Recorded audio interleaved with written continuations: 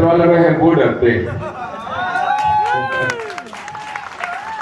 हमारे बीच में मौजूद आदरणीय महपाल सिंह मरावी जी, आदरणीय रामधाम सिंह लोधी जी, आदरणीय देवेंद्र कुशवाहा जी, आदरणीय संतोष चौरसिया जी, और जिनको मैं बहुत ध्यान से सुन रहा था, हमारे बीच में कुमारी अर्चना सिंगरौल जी, एडवोकेट शैलेश विश्वकर्मा जी, और बीएसपी के नेता और वकील और पत्रकार, अरे नेता वकील पत्रकार सब कुछ, प्रमोद कुमार अवधिया जी,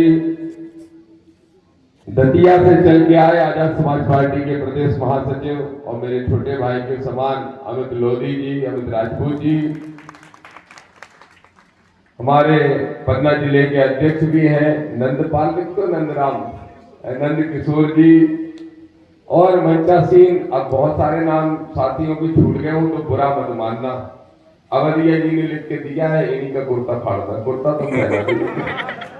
तो तो यहाँ पे जितने भी साथी मंच पे मौजूद हैं, उन सबसे भी ज्यादा महत्वपूर्ण जो माता बहनें बैठी हैं, जो बुजुर्ग बैठे हैं, उन सबको जय भीम करता हूं, जय संविधान करता हूं। और उनके साथ साथ जो नौजवान खड़े हैं, जिनके अंदर भविष्य की झलक देख रहा हूं मैं, जिनसे मैं सबसे बड़ी उम्मीद पाल रहा हूं, उन सारे नौजवानों से भी जय भीम करता हूं। सबको बहुत बहुत धन्यवाद देता हूं कि आपने इतने लंबा समय दिया।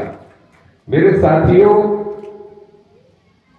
मैं रास्ते में एक वीडियो देख रहा था और उस वीडियो में मैं लक्ष्मण यादव को सुन रहा था, प्रोफेसर लक्ष्मण को। बाबूलाल सोनी जी आए हैं पन्ना से, वो भी बैठे, हमारे दलित पिछड़ा समाज संगठन के राष्ट्रीय सचिव और मध्य प्रदेश के प्रभारी। तो मैं सुन रहा था लक्ष्मण को, हमारे छोटे भाई जैसे ही है लक्ष्मण, वैचारिक रूप से। तो लक्ष्मण ने एक बड़ा सवाल उठाया जो मुझे भी अच्छा लगा, और सवाल यह है कि इस देश में हमारे लोगों के साथ राजनीतिक दलों ने, राजनेताओं ने या सरकारों ने सिर्फ बेईमानी नहीं की।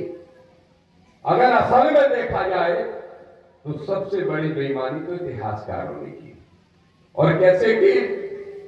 मेरे पीए साहब हैं, ये खड़े हैं पीछे, खड़े हो जाइए, कोहली साहब, मोहन सिंह कोहली।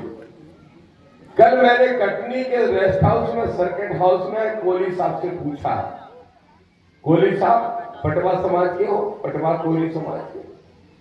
मैंने इनसे पूछा टेस्ट करने के लिए, मैंने कहा बताओ कल किस कार्यक्रम में जा रहे हैं मोहन सिंह जी? बोले अवंतीबाई लोधी जी की जयंती है। मैंने कहा क्या किया उन्होंने? बोले कोई लड़ाई वड़ाई लड़ी है। कौन से? बोले ये पता नहीं। फिर मैंने इनसे पूछा कि बताओ झलकारी बाई कौन है?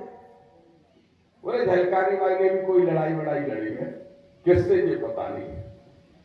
तो मैंने अगला सवाल इनसे पूछा, वही सबसे खतरनाक है और वही इस देश की सच्चाई है।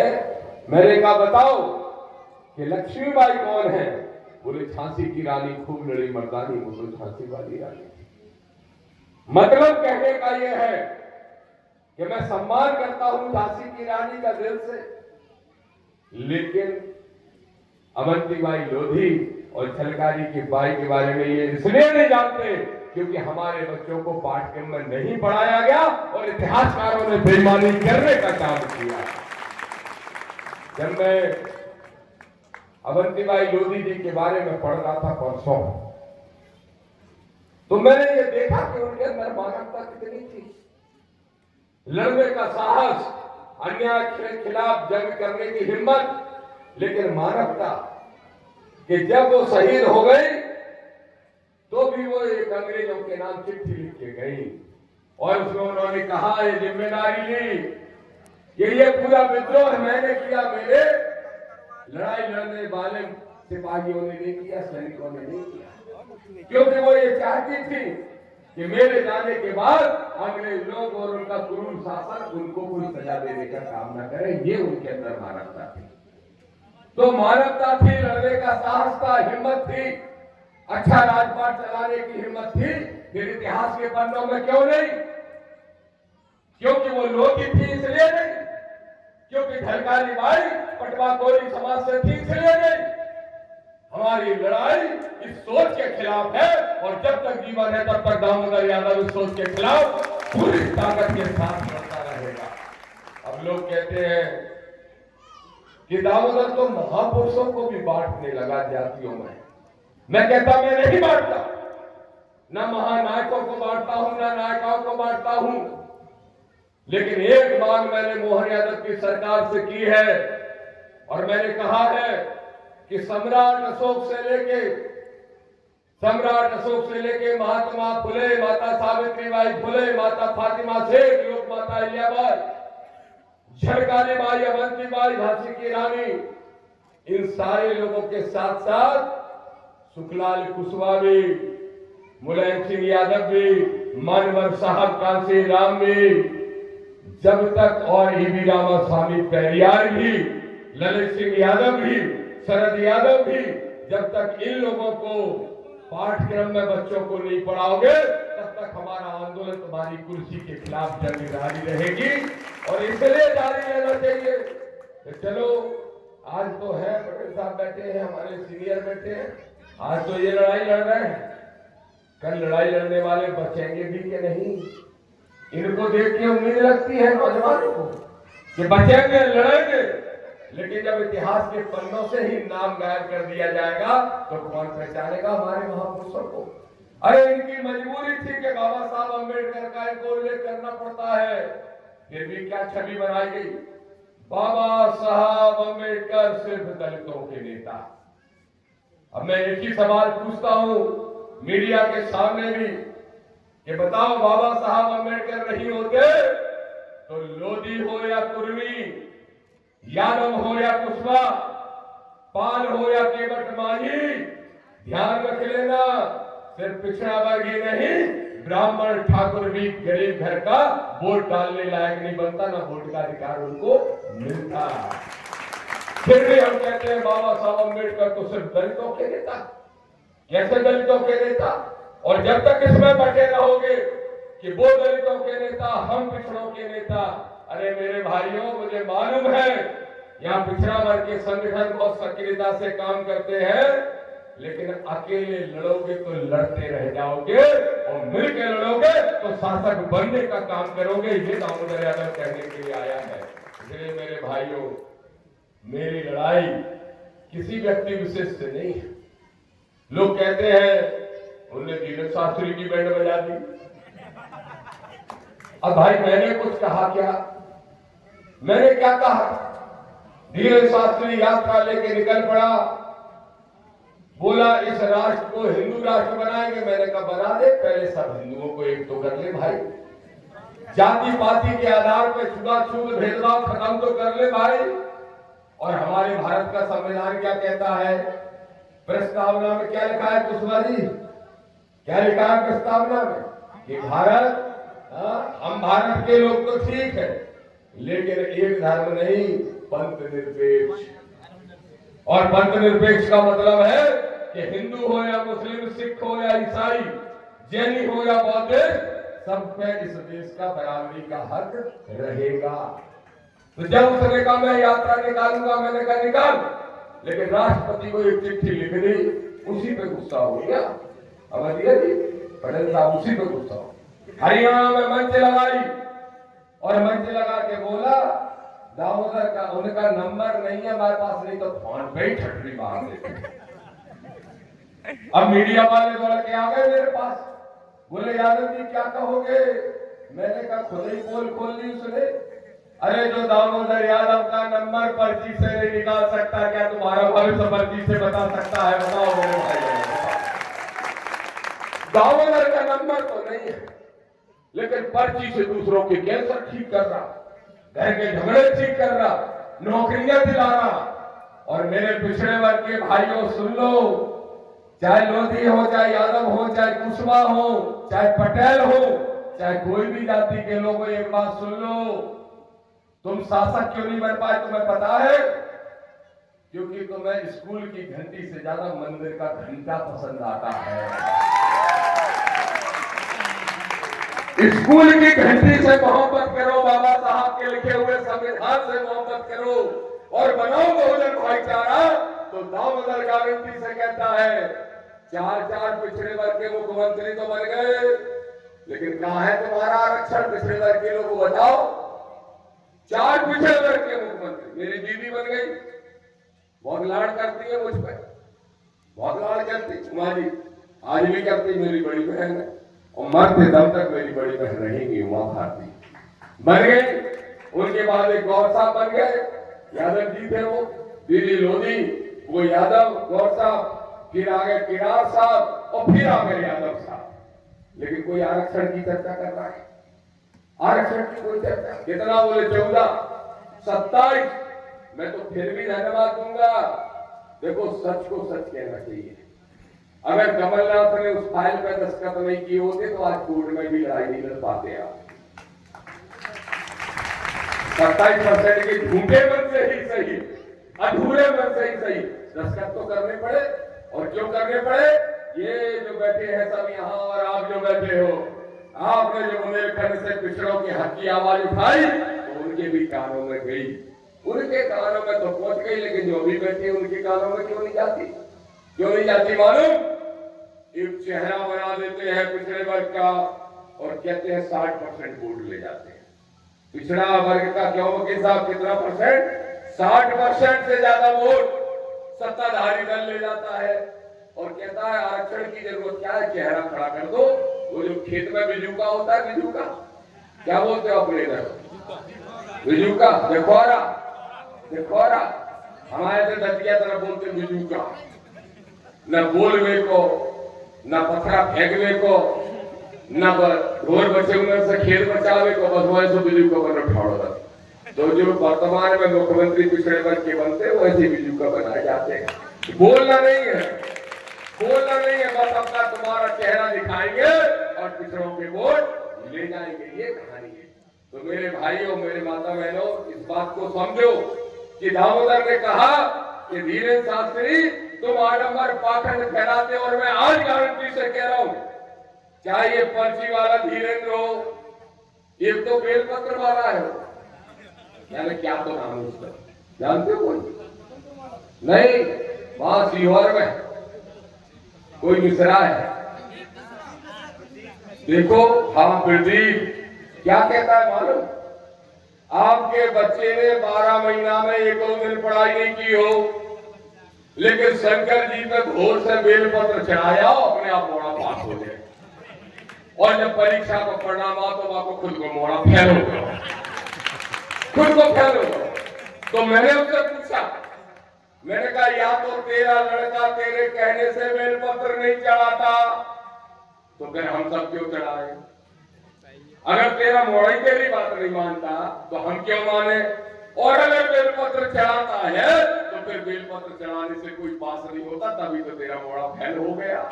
तो मेरे भाइयों, जैसे ये बहन कह रही थी कि बिल्ली रास्ता काट गई, आज फलाना बार है, आज ठिकाना बार है, आज बार नहीं काटो, आज नाखून नहीं काटो।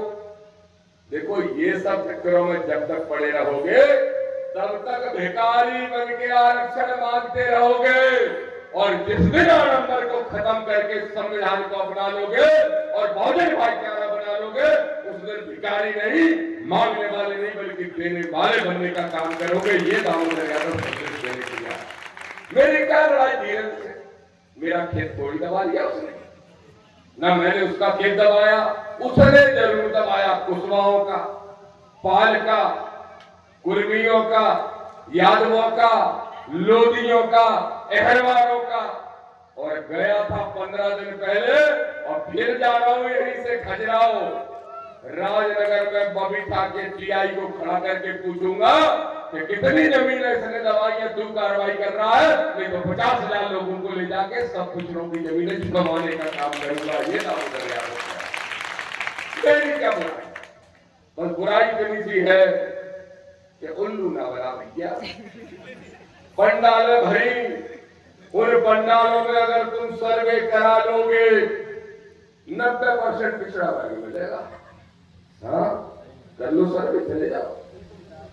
90% पिछड़ा वर्ग।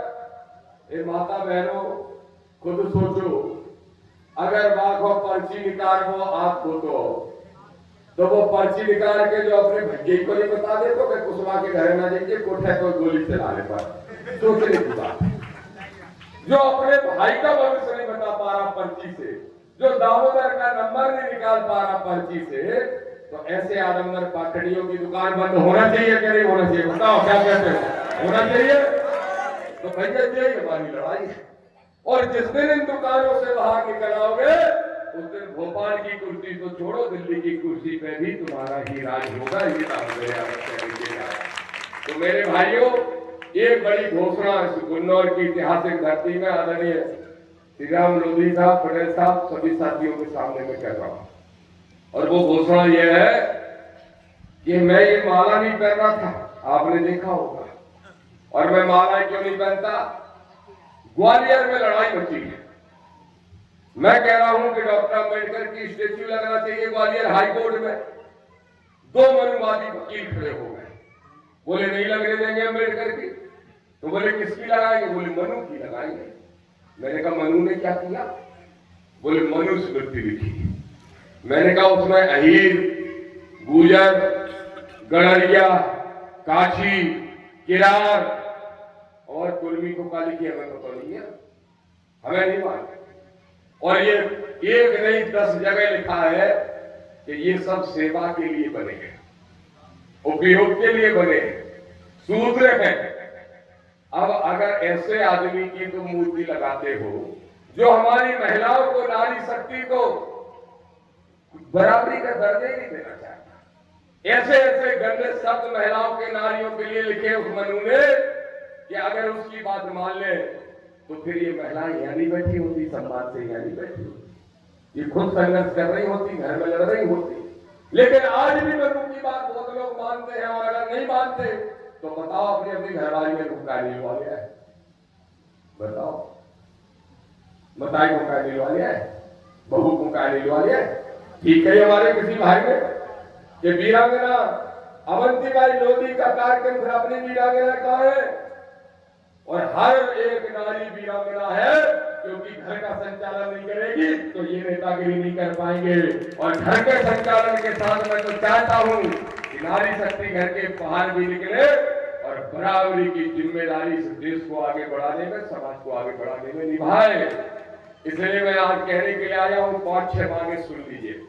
पहली मांग, मोहन यादव जी सब भाषण पहुंचते हैं उनके पास समय, चाहे मुख्यमंत्री मोहन यादव हो, चाहे कांग्रेस के कारण उनको प्रदेश अध्यक्ष को है, पटवारी हो, चाहे पटवारी हो, चाहे तहसीलदार, चाहे कलेक्टर हो, चाहे मुख्यमंत्री, सबने भाषण पहुंचते हैं।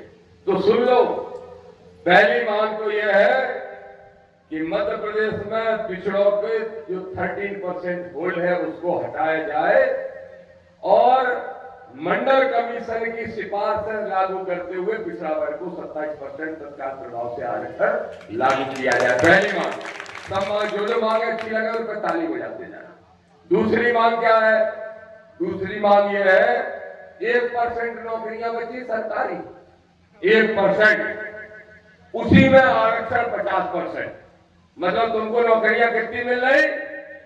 99.5 तुम्हें नहीं मिल रही, तुम्हें आधी मिल रही, आधी, और उसमें भी खुशियां मना रही, आरक्षण आरक्षण आरक्षण।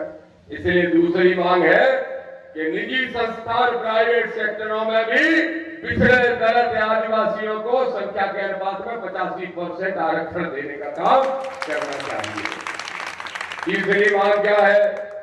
तीसरी मांग जाति की जनगणना तो करा लो, गिने ही नहीं रहे। ये पटेल साहब कह रहे थे हमसे, ये चुनाव आयोग ने आंकड़े निकाले होंगे, ये कह रहे थे कि इस पन्ना जिले के अंदर लोधी, यादव, कुर्मी और कुशवाहा, ये चारों जातियां 50-50 हजार से ऊपर की संख्या में है। 8 लाख वोट में से अगर 3 लाख ये 4 जातियां हैं, फिर अहरवाल, चौधरी, जाटव जो भी लिखते हो, जो हमारे अम्बेडकरवादी मिशन के बहुत मजबूत और पक्के साथी है, वो तो तुम्हारा साथ देने को तैयार ही बैठे। लेकिन पहले तुम पिछड़ो तो एक हो जाओ। क्या तुम एक होने को तैयार हो? तुम तो धीरेन्द्र शास्त्री की परिवार में भूल गए कि कहां से भाग्य खुलेगा। भाग्य वहां से नहीं खुलेगा। राजा की रानियों के पेट के ऑपरेशन तो कब के हो गए, अब राजा वहां से नहीं बनता, अब तो बेटी से बनता है, बेटी से।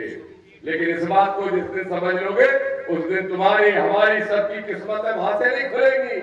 तुम खुद अपनी किस्मत लिख सकते हो, अपने वोट का अधिकार से अपने किसी भी भाई को सांसद बना सकते हो। लेकिन बनाओगे तब जब अर्जी पर्चियों से बाहर निकलोगे। तो हमारी ये सारी जो मांगे हैं, इन मांगों को लेकर मैं अमित लोधी जी आपसे कह रहा हूं, अब यहाँ रास्ते में हम कार्यक्रम बना रहे थे, सामाजिक न्याय यात्रा, इसकी शुरुआत में ग्वालियर से करने वाला। ग्वालियर से मुरैना जाएंगे, भिंड जाएंगे, दतिया जाएंगे, निवाड़ी, टीकमगढ़, छतरपुर, पन्ना, कटनी, यहां तक जाएंगे। विंध्य क्षेत्र में भी जब हमारे साथी कहेंगे तो वहां भी जाएंगे। लेकिन आज मैंने तय कर लिया कि ग्वालियर हाईकोर्ट में बाबा साहब की स्टेच्यू नहीं लगने दे रहे, तो मैंने कसम खाई थी कि जब तक ग्वालियर हाईकोर्ट में बाबा साहब की स्टेच्यू लगा के उनको माला नहीं पहना दूंगा, तब तक माला नहीं पहनूंगा।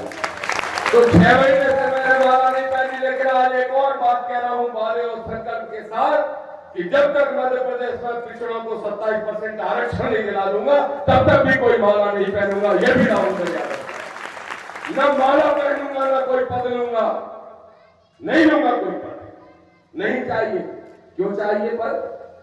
अरे कोई कांसी राम बन के भी तो देखो एक बार। पिछड़ों की समस्या मालूम क्या है? सबको चाहिए, देने को तैयार नहीं होते, और जिस दिन देने को तैयार हो गए उस दिन तो तुम शासक बन जाओगे। तो इसलिए दामोदर यादव कह रहा है पार्टी संगठन के पद रहेंगे, लेकिन कोई भी संवैधानिक पद अगर मुझे मुख्यमंत्री बनने का मौका मिल गया या किसी ने बना दिया तो कुर्सी पे तब बैठूंगा जब पहले 27% आरक्षण पर दस्तखत करूंगा, नहीं तो नहीं बैठूंगा। नहीं चाहिए कोई ऐसे पद, और इसलिए पद नहीं चाहिए।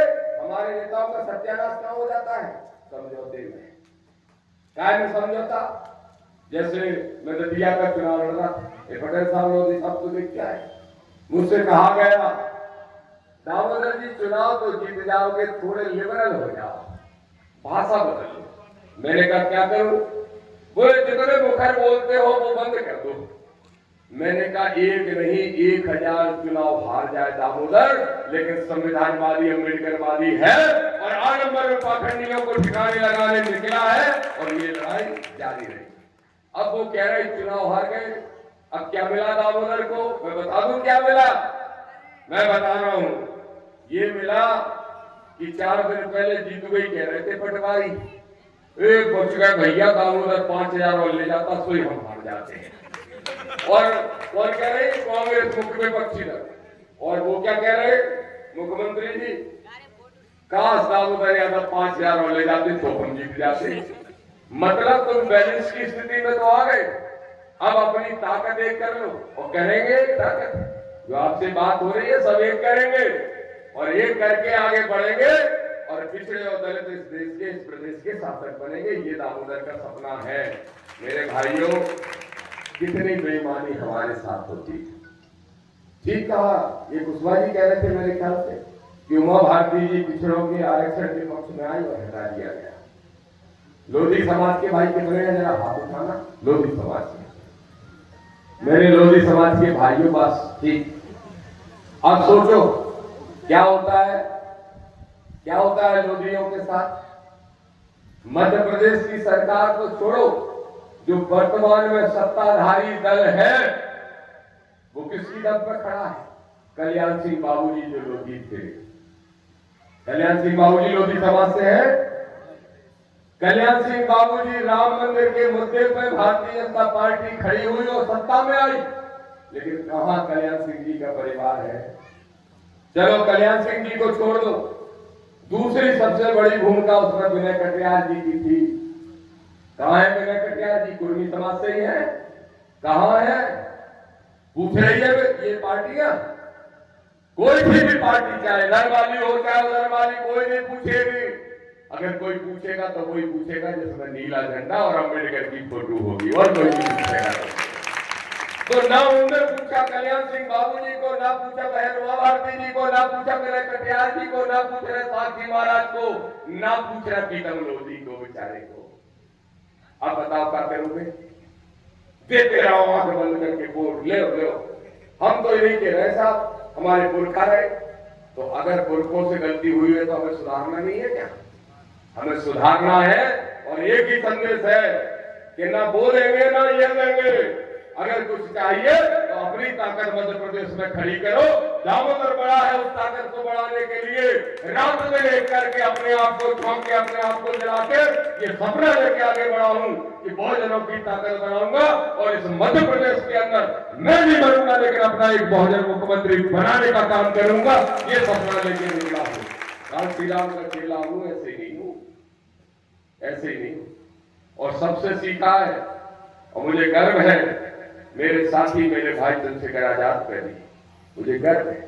और गर्व से बात कहता हूं कि हमारे पिछड़ा वर्ग के स्वामी प्रसाद मौर्य साहब, अभी मैं मिलने गया लखनऊ में उनसे भी मिल के आया। वो बोले तुम अच्छे आ गए। हमने कहा क्यों? बोले अब तो अपनी जात ही अलग हो गई, चाहे आरडी प्रजापति हो, चाहे दामोदर यादव हो, चाहे स्वामी प्रसाद मौर्य, इनपे इनाम है कर रखी मनवादियों ने, इनाम है। एक बार तो मैं देख रहा, एक कोई कह रहा है कि मंत्र से भस्म कर देंगे। हमने कहा कर दो भैया, वो एक साल से भस्म नहीं कर रहा, आप मन से काम ही नहीं कर रहा।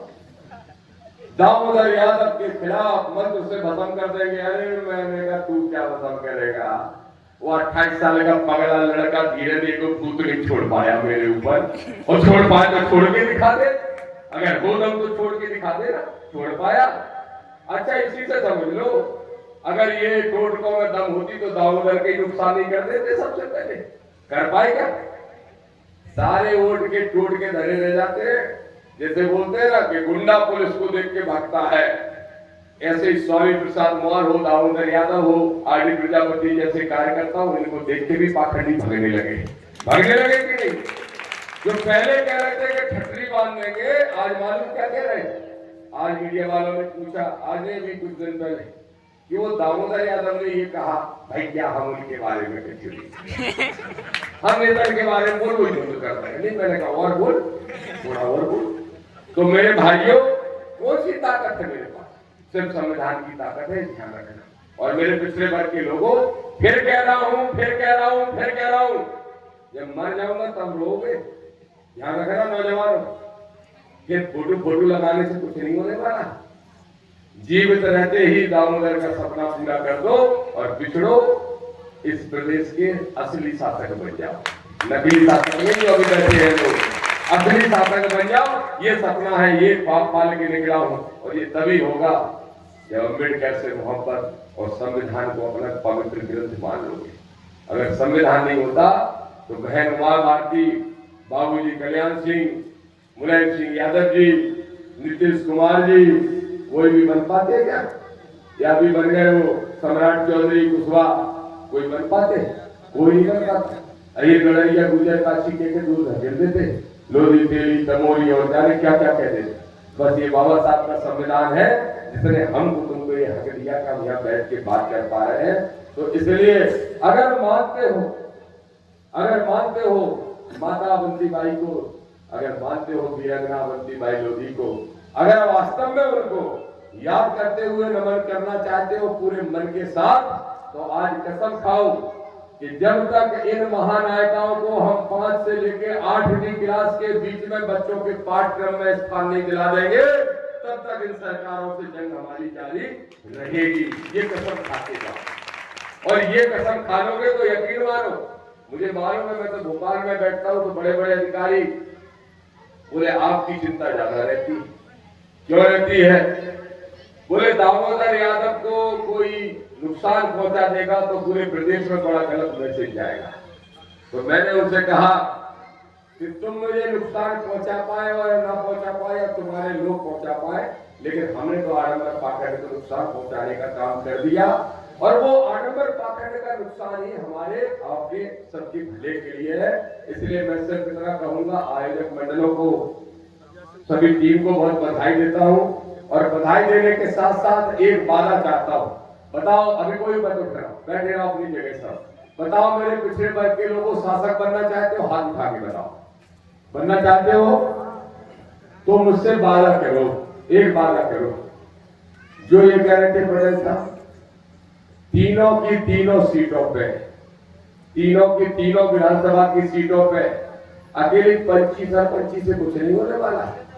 ध्यान रख लेना, असली पैगाम तो विधायिका में है, विधायिका में। तीनों की तीनों सीटों पे अपने सोच का आदमी, ध्यान रखना, अपनी सोच का कैसे? ऐसे तो मुख्यमंत्री भी पिछड़ा है, प्रधानमंत्री भी पिछड़ा है, पर आरक्षण गायब है। गायब है कि नहीं? आज एक बात को सोच के देखो, तुम लोधी और कुर्मी और यादव और कुशवाहा सोचो, तुम्हारी सीटें आरक्षित है क्या विधानसभा में? है? नहीं है? नहीं, सिर्फ एससी के भाइयों की है और एसटी के भाइयों की है। पिछड़ा वर्ग की क्यों नहीं? क्यों नहीं? इतने बड़े बड़े नेताओं की लिस्ट पिछड़ा वर्ग की। अरे देश के प्रधानमंत्री से सवाल पूछ रहा हूं, कहते हो मैं पिछड़ा हूं, पिछड़ा हूं, पिछड़ा हूं, तो मान जाऊंगा कि तुम असली पिछड़े हो। बस लोकसभा और विधानसभा में पिछड़ों के लिए आरक्षण लागू कर दो। और अगर नहीं आरक्षण लागू कर सकते तो झूठे पिछड़े के सर्टिफिकेट देखने की जरूरत नहीं है। और सोचो, सोचो, अभी मुझे नहीं मालूम कहां से कौन विधायक, पन्ना से कौन है मिले, कौन जाति के? अच्छा, दूसरी सीट कौन सी है? ये एससी है। और तीसरी ओबीसी किस जाति? कौन सी पार्टी? जो भी है उनसे कहो दादा ओबीसी आरक्षण के लिए आवाज उठाओ। ये बहुत जरूरी है, ध्यान रख लेना। मैं किसी के खिलाफत करने नहीं, लेकिन तुम्हारे हक की बात करने आया हूं। जो भी तुम्हारा पिछड़े वर्ग का विधायक सांसद है उसको घेरो और उससे कहो 27% आरक्षण के लिए आवाज क्यों नहीं उठा रहे? विधानसभा में कितनी बार सवाल उठाए, कितनी बार मुख्यमंत्री से मिलकर ये मांग की? ये सवाल करना शुरू करो और आने वाले 2028 के चुनाव में इस पन्ना जिले के अंदर तीनों की तीनों सीटें अम्बेडकरवादी संविधानवादी लोग जीते और पिछड़े और मौजूदों के भाईचारे से जीते, इसका संकल्प लेने का काम करो। और एक बात का मैंने वादा रास्ते में जिलाते से कर दिया था, इसलिए फिर कह रहा हूं, पन्ना तो मुझे पसंद आ गया। हाँ, जिला और पन्ना वालों से एक वादा है, जितना समय दतिया जिले को दूंगा, मुझे पूरे प्रदेश में दौड़ना पड़ता है। चंद्रशेखर भाई कह रहे यूपी आ जाओ, मैंने कहा नहीं आ रहा, हमें अपना प्रदेश देखने दो भैया, हमें नहीं बनने राष्ट्रीय नेता, हम तो प्रदेश से ही करने दो, कम से कम अपनी जिम्मेदारी जहां हो वही निभाओ। तो मैं एक बात कह रहा हूं पन्ना के भाइयों, जितना समय दामोदर अपने गृह जिले दतिया को देगा, उससे 19 नहीं उससे 21 समय पन्ना को देने के लिए तैयार है। लेकिन क्यों मालूम, उम्मीद दिख रही है, ऐसी जमीन है जहां पे अच्छी फसल पैदा हो सकती। और क्यों हो सकती है? क्योंकि यहाँ के पिछड़े वर्ग के लोगों, फिर भी धन्यवाद दे रहा हूं आपको, आप दूसरे पिछड़ों से बेहतर हो, दूसरे जिलों से बेहतर हो। इसलिए कह रहा हूं कि बस कमी सिर्फ एक चीज की है, वो घंटनियां बदलना है बस। और अगर वो घंटी बदल गई, मैं नहीं कह रहा हूं घंटी को छोड़ दो, क्यों नहीं कह रहा हूं? तुम कहोगे जो तो नहीं हो सकता, अरे नहीं हो सकता तो संविधान में जो बाबा साहब ने लिखा बस उसको पूरा करने के लिए लड़ाई लड़ने लगो। बस इतनी सी बात कहने के लिए आया हूं। तो तीनों सीटें दामोदर का वादा है, अगर तुमने साथ दे दिया, मुझे तो चुनाव लड़ना नहीं यहाँ पे, मुझे तो ज्यादा पता नहीं लड़ना भी है कि नहीं लड़ना। हम तो अभी सोच ही रहे कि लड़ेंगे भी कि नहीं लड़ेंगे। तो इसलिए पन्ना की तीनों की तीनों सीटें 28 में जीते, इस सपने के साथ और इस वादे के साथ दामोदर यादव जा रहा है। लेकिन रात को 2 बजे भी अगर बुलाओगे, कभी भी कोई मनुवादी और कभी भी कोई सामंतवादी अगर आंखें दिखाने की कोशिश करे या अत्ता सत्ता सरकारों की छटक दिखाने की कोशिश करे, तो रात को 2 बजे भी तुम्हारा भाई दामोदर तुम्हारे आगे खड़ा मिलेगा और उनका इलाज करके तुम्हारे सामने, उनका इलाज करके उनको इंतजाम करने का काम दामोदर यादव कर देगा। बस आपका भाई है, आपका साथी है। सब जिलों में जाता हूँ, ऐसे आपके जिले में भी आपने बुला लिया। लोधी जी ने अपने सामने बुला लिया। पहले तो मैंने अच्छा वो जिंदगी देखो चुनाव में जाते से ही वादा लिया, जैसे ही चुनाव में पहुंचे मिले बैठे बोले सबसे पहले एक वादा कर दो कि आपको गुरनौर आना है। हमने कहा जरा डाई तो देख रहे पीए साहब से पूछ रहे, पर इनके चेहरे के भाव हमने देखे तो हमने कह दिया कि अभी कोई कार्यक्रम नहीं दे रखा, हर हाल में 16 तारीख को मैं आपकी गुरनौर में पहुंचूंगा। और मुझे इस बात की पीड़ा भी है, हम अपने ये तो बुंदेलखंड का हिस्सा माना जाएगा, तो बुंदेलखंड मान लो चाहे बघेलखंड मान लो, हम तो बुंदेलखंड मानते हैं क्योंकि भाषा सब कोई वैसी है। तो बुंदेलखंड को कुछ लोग आगंबर पाखंड की धरती बनाना चाहते हैं, लेकिन हम सब मिलकर संविधानवादी धरती बनाने का काम करेंगे, ये दामोदर का वादा है। आप सबने बहुत अच्छा कार्यक्रम किया, सबको बहुत बहुत धन्यवाद। और फिर आऊंगा, फिर बुलाना। अब यात्रा में आ रहा हूँ, तब तो पन्ना जिला में मैं कितने दिन रुकने वाला हूँ? 2 दिन रुकने वाला। हाँ, अभी बनेगी यात्रा, उसकी डेट फाइनल हो जाएगी और एक जिला घूमूंगा। ग्वालियर, चंबल और बुंदेलखंड का तो कोई विधानसभा नहीं बचेगी, कोई नगर पालिका नहीं बचेगी जहां मैं ना जाऊं। हर जगह जाऊंगा, लंका लगाना है, आडम्बरी पाखंडियों लगाना है कि नहीं लगाना है। और अपने पिछड़ों को और अपने दलित भाइयों को और आदिवासी भाइयों को मिलकर शासक बनाने का काम करना है। बस यही दामोदर का सपना। कई कहते वो तो पागल हो गए, हमने कहा कांशीराम पागल नहीं हुए होते, अम्बेडकर पागल नहीं हुए होते, फुले पागल नहीं हुए होते। और अगर 200 साल पहले की बात करो तो हमारी वीरांगना अगर पागल नहीं हुई होती तो आज क्या हम इनको याद कर रहे होते। तो ऐसा पागलपन अच्छा है मिशन के लिए, ऐसा पागलपन अच्छा है अपने लोगों के हित के लिए। ऐसा पागलपन करता रहूंगा जब तक जीवित हूँ, लेकिन बहुजनों को शासक बनाने का काम करूंगा। जय भीम, जय भारत, जय संविधान।